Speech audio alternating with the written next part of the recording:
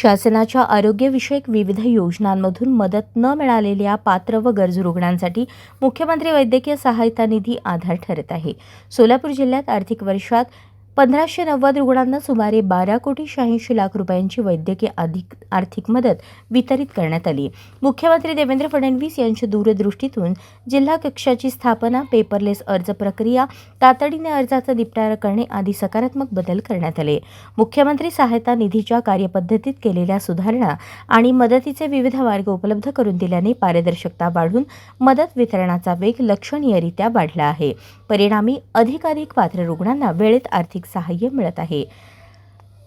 Cochlear implant, वय वर्ष 2 ते 6, हृदय, यकृत, किडनी, फुफ्फुस, बोन मॅरो, हाताचे गुडघ्याचे प्रत्यारोपण, हिप रिप्लेसमेंट, कर्करोग शस्त्रक्रिया, रस्ते अपघात, लहान बालकांची शस्त्रक्रिया, मेंदूचे आजार, हृदयरोग, डायलिसिस, कर्करोग, अस्थिबंधन, नवजात शिशूंचे आजार, बर्नचे रुग्ण, विद्युत अपघात रुग्ण या अशा एकूण 20 गंभीर आजारांसाठी अर्थसहाय्य दिले जाते।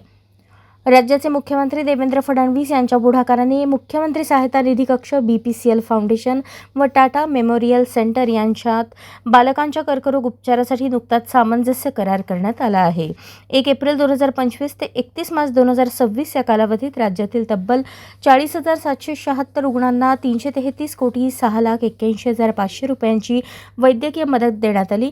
तर याच कालावधीत सोलापूर जिल्ह्यातील 1590 रुग्णांना सुमारे 12,86,06,000 ची रक्कम वितरित करण्यात आली। मुख्यमंत्री देवेंद्र फडणवीस यांच्या मार्गदर्शनाखाली आर्थिक अडचणीमुळे कोणत्याही रुग्णाचा उपचार थांबू नये यासाठी सातत्याने प्रयत्न सुरू आहेत।